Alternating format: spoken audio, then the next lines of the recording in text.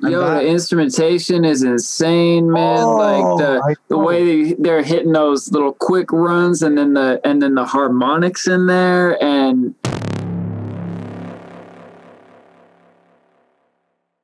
I was watching a track breakdown of G.O.A.T by Polyphia. I know you know that one, Tesko. Shout out Polyphia. The boy Luke does not know that one. It sounds like we're gonna have story time here. I think we showed Luke before, maybe. I don't know. I'm gonna pull up a YouTube clip here. I got a song that never released called The Goat. It was a sweet beat where I sample goats. That's sick. I saw Ramzoid did a video where he made a beat for Billie Eilish using billy goats.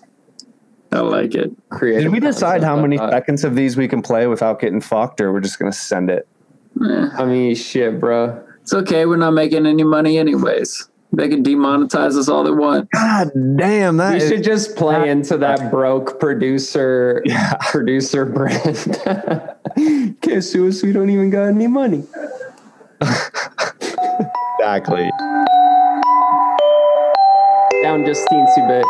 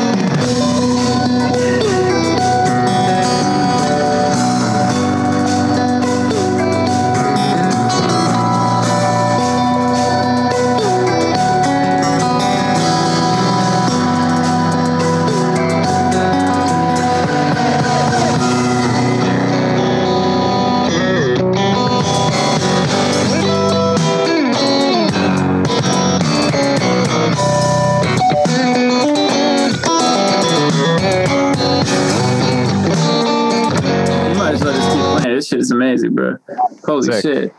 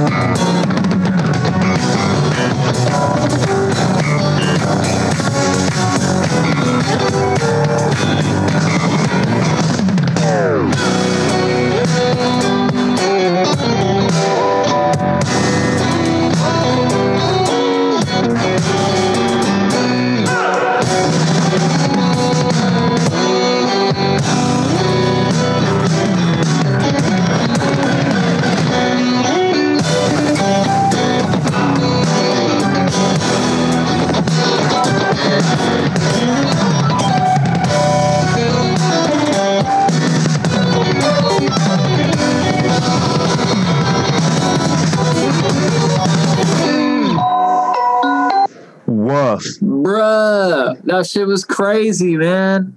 Yeah, they're next level, man. Really forward thinking. The instrumentation is insane, man. Like the way they're hitting those little quick runs, and then the harmonics in there, and man, it's like one of those tracks. Like usually, like that's kind of the direction a lot of new EDM producers go, where they're trying to, the drums are going to do this crazy thing, and then this instrument's doing that crazy thing, and the bass is doing this crazy thing, and it doesn't work.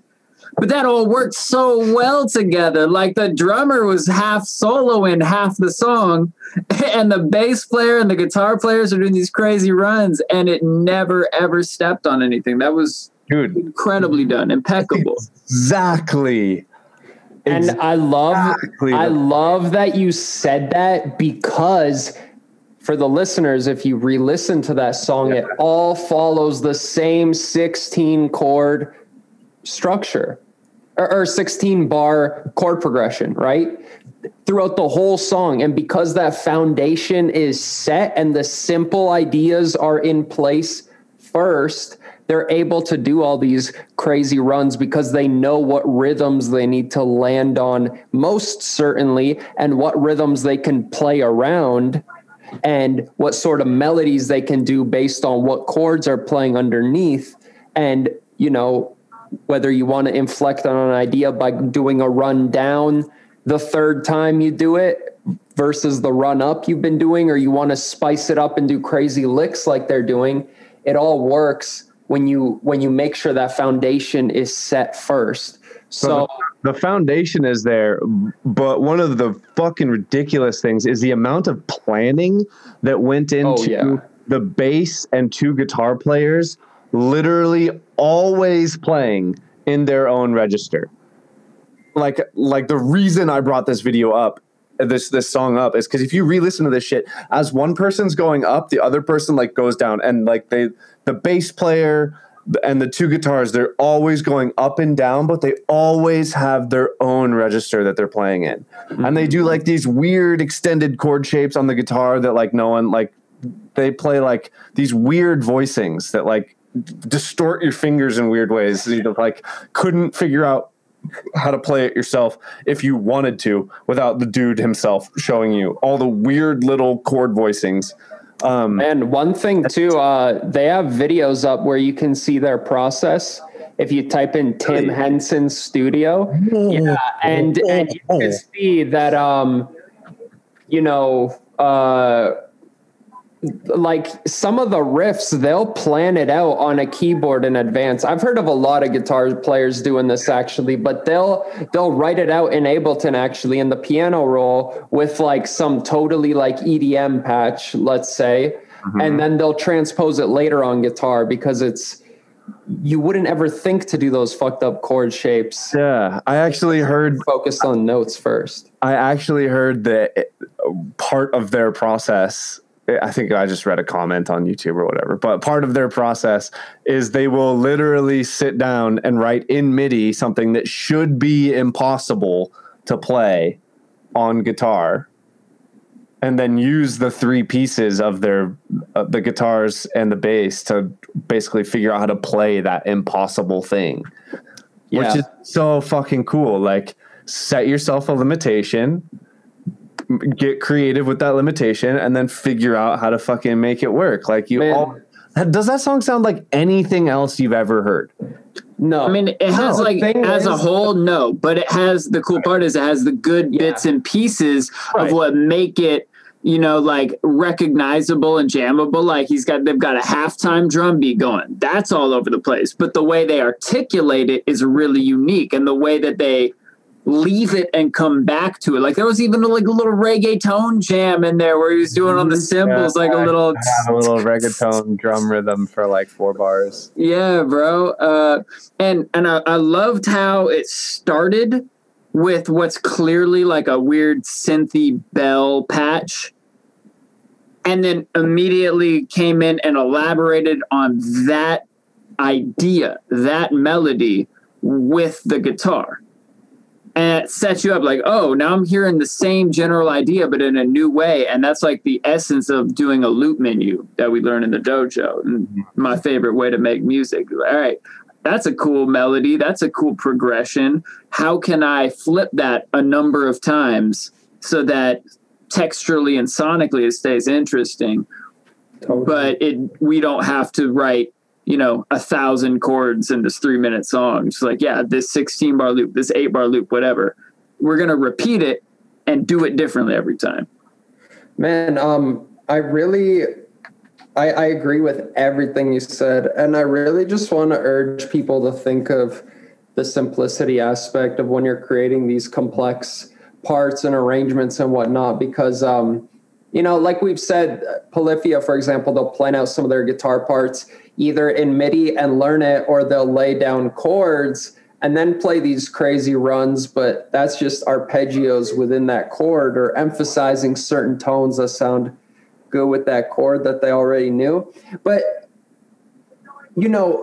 it looks like a lot of notes, but you realize like, oh, we're playing this 3 or 4 note chords, so I'm playing this arpeggio that's 3 or 4 notes, and it just repeats in octaves. It's not rocket science, right? And then you notice too, when they're planning stuff out in MIDI, they don't start with the whole riff and do these crazy things here and there and all these trills and embellishments and all these things. They start with a very basic 2 notes a chord, and then you add maybe like one more layer on top of that, an octave up, like Evan said, staying in its own register. And then on top of that, they go up one more octave or 2, and then they play the fancy lead with all the crazy shit and embellishments. But when you have that simple idea dictating the strong beats in your rhythm, and you can play around that, then you have a lot more room, because like, all right, I can do anything in this space as long as I land strong on this one. Or I could play through this strong beat as long as I land on the next one. And then that gives you ways to visualize where to do certain automations, to move things in and out of your mix, and how to emphasize certain elements better. Does that make sense? Yeah. Yeah. For real. It echoes something I've been espousing to and preaching a lot lately, which is like, start with the simple idea and iterate complexity on top of it. Don't try to write something really complex and then try and figure out what to do with the mess you made. Well said. Exactly what I was trying to say. We've all been there. Yeah, no, it's funny. Like, so you start making music. You're using 4 or 3 note chords, and then as you get better, you start adding more notes in there, and sometimes you get like 6 notes, and then all of a sudden you're doing 7 and 8 notes of the chords, the whole piano roll, and you're like, this is sick. And every note, like fucking every note in there. And now I've returned to like, let me just 2 note chords.